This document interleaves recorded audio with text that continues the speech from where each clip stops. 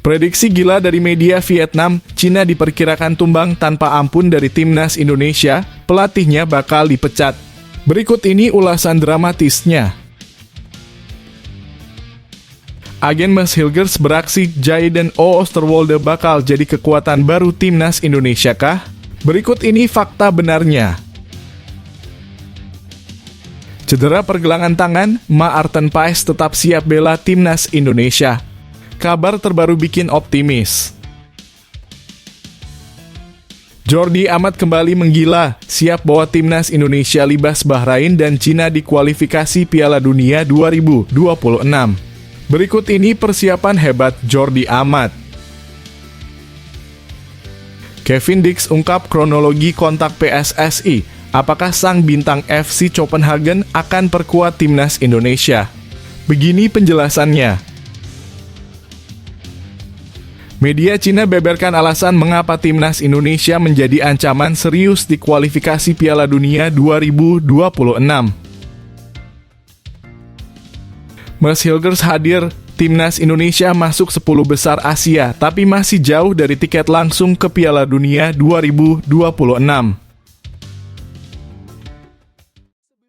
Sebelum masuk pembahasan, mohon subscribe channel ini agar tidak ketinggalan berita timnas Indonesia.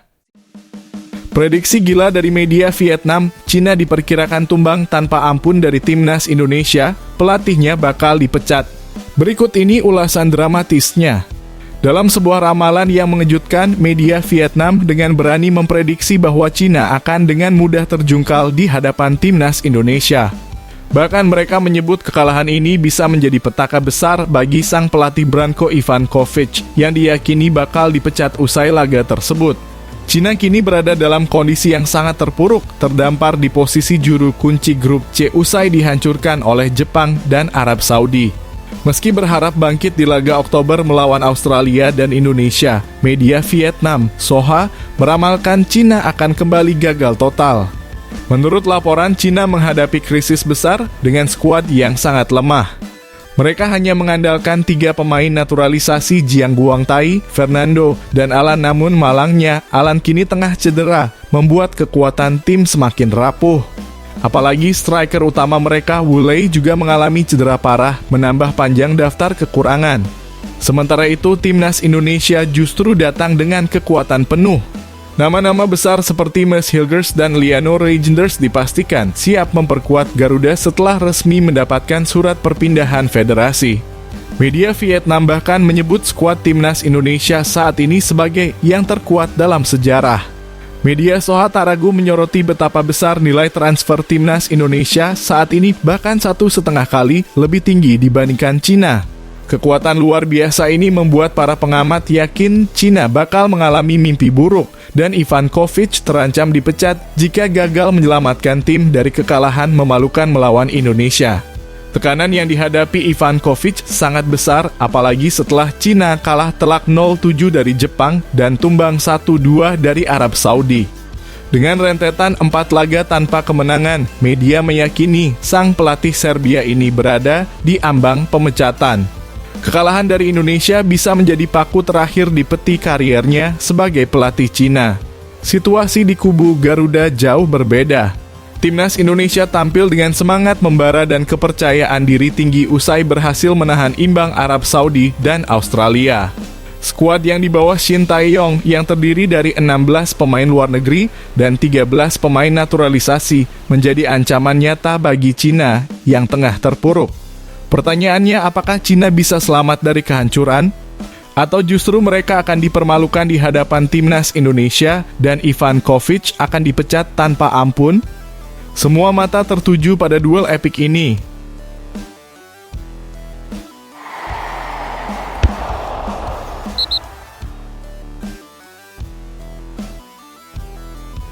Agen Mads Hilgers beraksi, Jayden Oosterwolde bakal jadi kekuatan baru timnas Indonesia kah?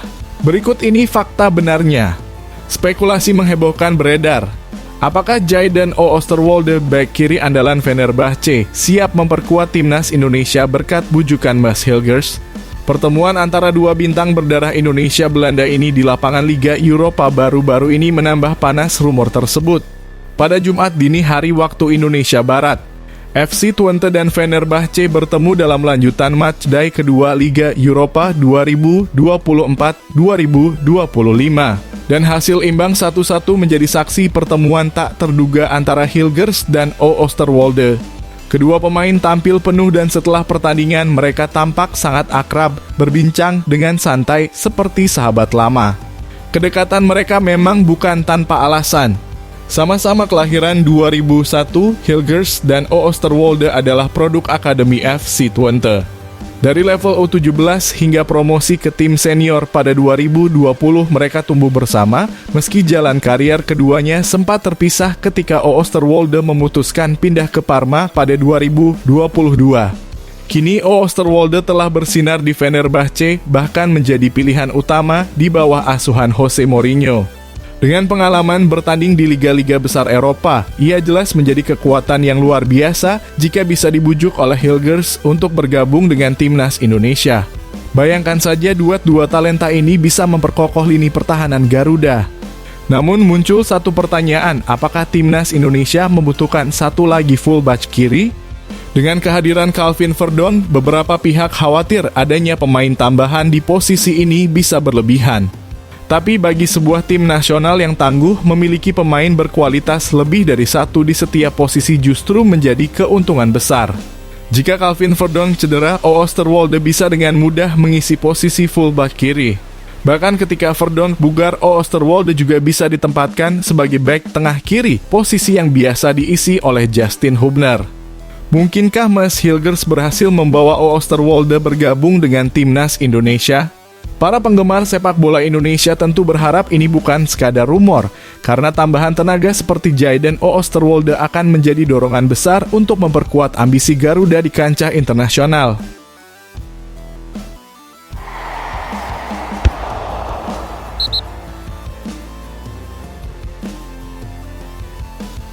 Cedera pergelangan tangan, Maarten Paes tetap siap bela timnas Indonesia.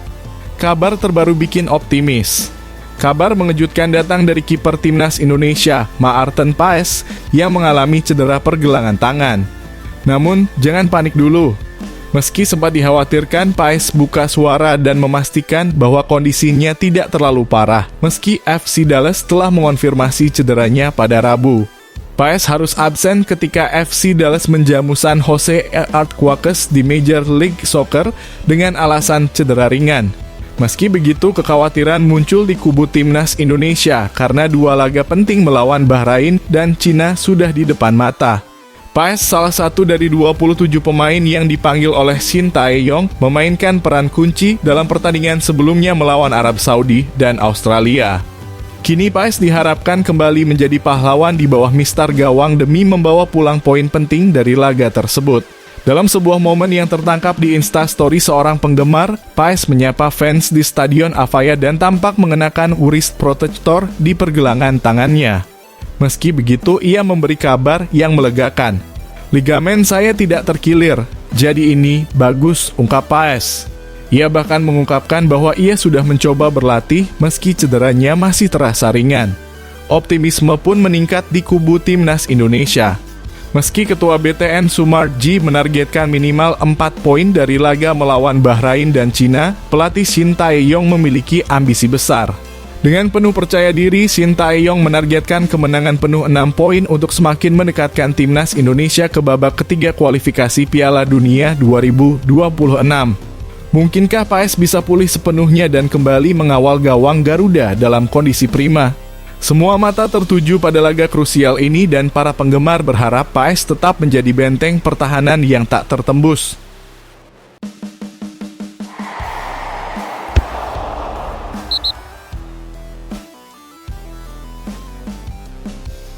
Jordi Amat kembali menggila, siap bawa timnas Indonesia libas Bahrain dan Cina di kualifikasi Piala Dunia 2026. Berikut ini persiapan hebat Jordi Amat. Jordi Amat kembali ke skuad Garuda dengan semangat yang menggebu-gebu. Bek tangguh Johor Darul Takzim ini tak bisa menyembunyikan antusiasmenya jelang laga krusial timnas Indonesia menghadapi Bahrain dan Cina dalam kualifikasi Piala Dunia 2026 zona Asia. Pemain berusia 32 tahun ini baru saja pulih dari cedera dan langsung dipanggil Shin Tae-yong untuk memperkuat lini pertahanan Indonesia. Setelah absen di laga melawan Arab Saudi dan Australia pada September lalu, Jordi kini siap kembali beraksi. Melalui akun Instagramnya @jordiamat5, ia tak bisa menahan hasratnya untuk kembali merumput bersama timnas. Garuda Calling, kembali bersama tim. Bersemangat, fokus, lapar, ayo Indonesia. Serunya menunjukkan tekad baja untuk membawa Indonesia meraih kemenangan. Sebelumnya Jordi terakhir kali mengenakan kostum Garuda pada Maret 2024 saat Indonesia berhadapan dengan Irak di babak kedua kualifikasi Piala Dunia 2026. Sayangnya ia terkena kartu merah di laga itu disusul cedera yang memaksanya absen di dua laga penting melawan Arab Saudi dan Australia. Kini pulih sepenuhnya, Jordi siap menjadi benteng kokoh yang akan melindungi gawang Indonesia. Kembalinya Jordi bukan satu-satunya kabar baik bagi Indonesia. Timnas juga kedatangan dua pemain keturunan anyar, Mads Hilgers dan Eliano Reijnders, yang kini telah sah bergabung setelah proses perpindahan federasi rampung. Dengan tambahan amunisi ini, skuad Garuda optimistis akan meraih hasil manis di dua laga penting. Pertandingan pertama akan dilangsungkan di Bahrain National Stadium pada 10 Oktober 2024. Sebelum timnas Indonesia bertolak ke Cina untuk menghadapi tim Tiongkok di Qingdao Youth Football Stadium pada 15 Oktober 2024. Akankah Jordi Amat dan kawan-kawan berhasil membawa pulang kemenangan? PSSI dan seluruh fans tanah air tentu menantikan aksi mereka.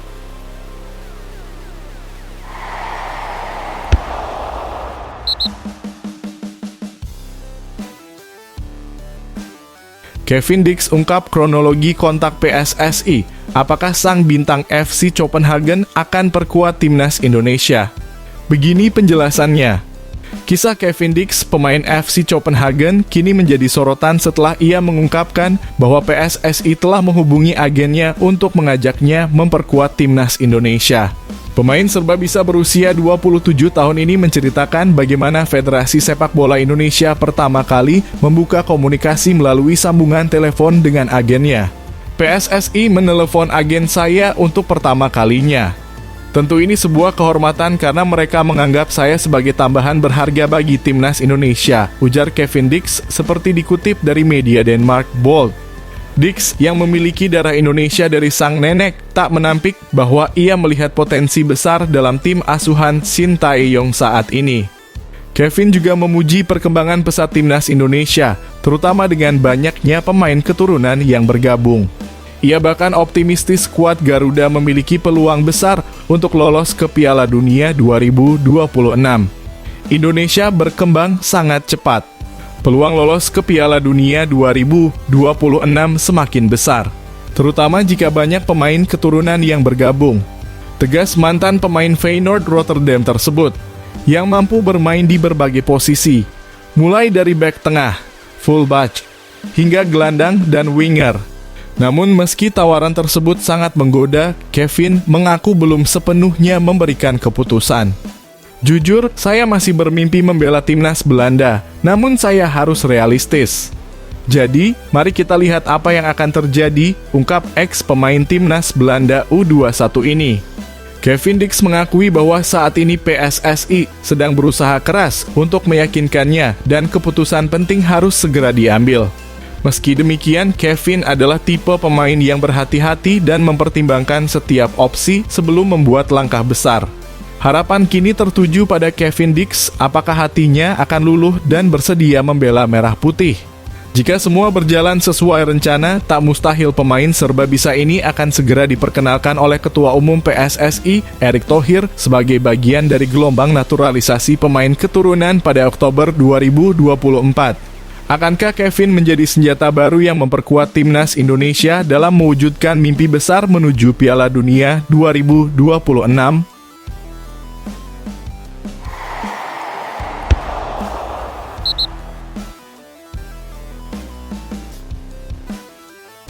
Media Cina beberkan alasan mengapa timnas Indonesia menjadi ancaman serius di kualifikasi Piala Dunia 2026. Media Cina, Sohu memberikan perhatian khusus kepada timnas Indonesia dalam ajang kualifikasi Piala Dunia 2026 zona Asia. Mereka menekankan bahwa Indonesia tak boleh diremehkan, terutama setelah performa mengejutkan tim asuhan Shin Tae-yong dalam 2 pertandingan pertama grup C. Timnas Indonesia berhasil menahan imbang 2 tim kuat, Arab Saudi dan Australia. Hasil ini membawa skuad Garuda berada di posisi keempat klasemen sementara grup C dengan koleksi 2 poin. Namun meski sudah menunjukkan hasil positif, PSSI tidak puas dan terus memperkuat tim dengan menaturalisasi 2 pemain keturunan baru, Mads Hilgers dan Eliano Reijnders. Sohu pun menyoroti bahwa timnas Indonesia telah mengalami perkembangan pesat berkat kebijakan naturalisasi. Media tersebut juga membandingkan persiapan Indonesia dengan situasi internal timnas Cina yang sedang kacau akibat perselisihan antara pelatih Branko Ivankovic dan asistennya. Di saat lawan seperti Indonesia fokus memperkuat tim, Cina justru tenggelam dalam masalah internal, ditambah beberapa pemain andalan seperti Wu Lei dan Alan yang mengalami cedera. Dalam laporan mereka, Sohu juga mengingatkan bahwa timnas Indonesia kini menjadi kekuatan yang serius di Asia. Menurut mereka, kebijakan naturalisasi PSSI berhasil mendongkrak kekuatan Garuda, membuat Indonesia siap bersaing memperebutkan tiket menuju Piala Dunia 2026. Indonesia yang dulu hanya dikenal sebagai tim kuat di Asia Tenggara, kini berpotensi menjadi ancaman baru di sepak bola Asia, tulis Sohu. Mereka menambahkan bahwa kehadiran 9 pemain naturalisasi di starting line-up dalam 2 laga pertama membuat Indonesia semakin berbahaya. Pertandingan antara Cina dan Indonesia yang dijadwalkan pada 15 Oktober 2024 di Qingdao Youth Football Stadium akan menjadi ujian berat bagi tuan rumah. Sohu menegaskan bahwa dengan tambahan pemain-pemain baru yang berkarier di Eropa, timnas Indonesia tidak bisa dianggap remeh. Timnas Cina pun harus bersiap menghadapi kekuatan baru dari Indonesia di laga krusial ini. Pertandingan ini akan menjadi ujian besar bagi timnas Cina, tulis Sohu, menandai bahwa Garuda kini bukan sekadar lawan biasa di Asia.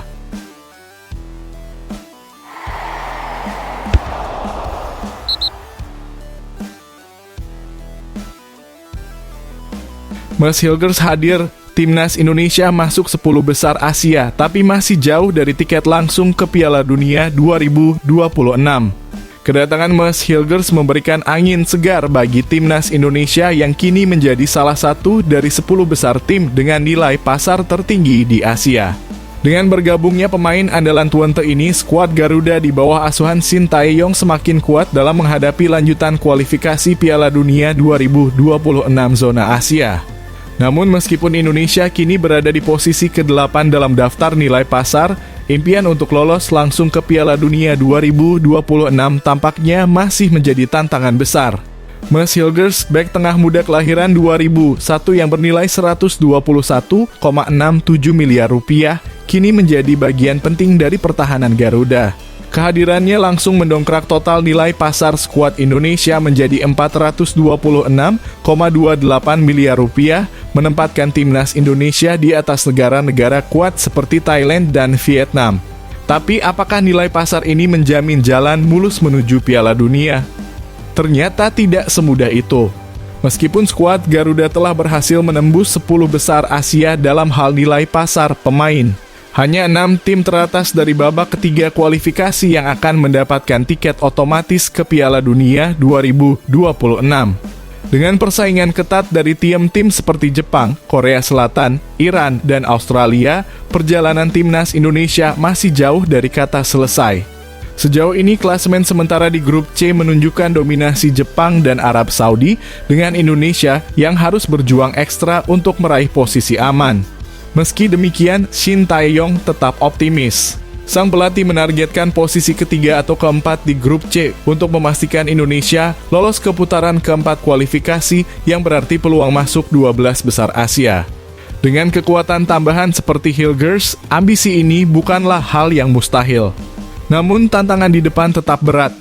Kendati punya skuad mahal, tak ada jaminan Indonesia bisa bersaing langsung dengan raksasa Asia lainnya.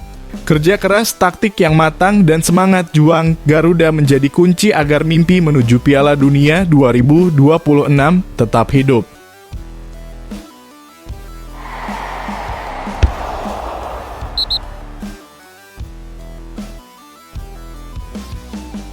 Rafael Struijk ungkap momen paling gila saat bela timnas Indonesia duel lawan Argentina yang tak terlupakan.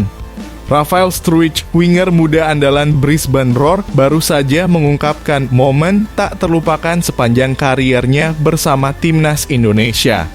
Siapa sangka laga yang terus membekas di ingatannya adalah ketika ia berhadapan dengan raksasa sepak bola dunia, Argentina, dalam pertandingan yang penuh euforia di Stadion Utama Gelora Bung Karno. Pemain yang awalnya diproyeksikan untuk timnas U20 ini justru mendapat promosi cepat ke tim senior.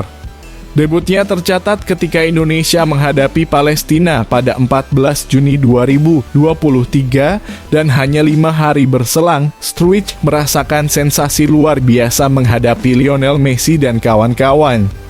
Momen ini tak hanya jadi pengalaman bermain, tapi juga menjadi memori yang terus menempel di benaknya. Momen favorit saya adalah ketika kami bermain melawan Argentina di stadion, ungkap Struijk.